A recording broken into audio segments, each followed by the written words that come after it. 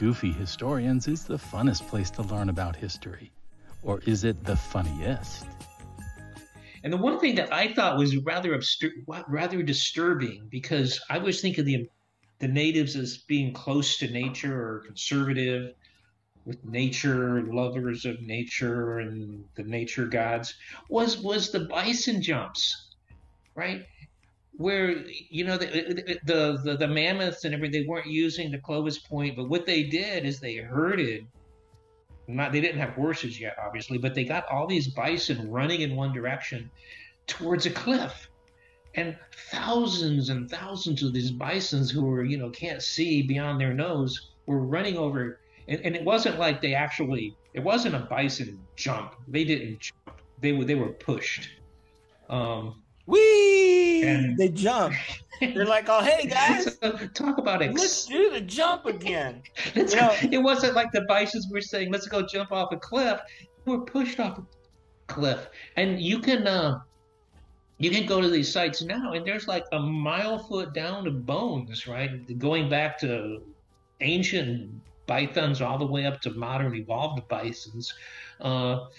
I thought that was horrible until the very end of the period. They figured out they're going to run out of bison if they keep pushing off cliffs. So they actually built corrals, which I thought was a little nicer, right? They herded them in so they don't like run off cliffs, and then they let them run off cliffs one by one.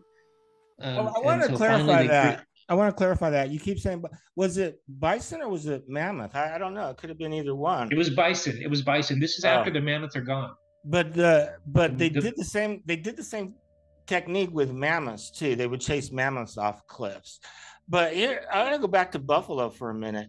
I love all God's creatures. I do. But for the love of God, the buffalo are really not that smart.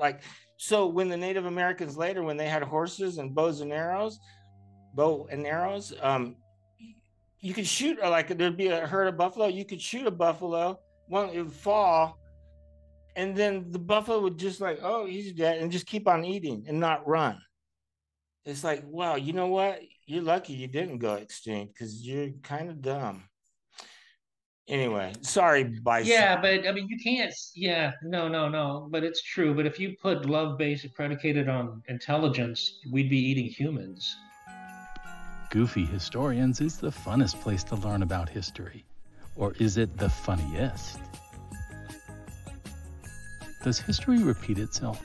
Not really. But sometimes it kind of rhymes.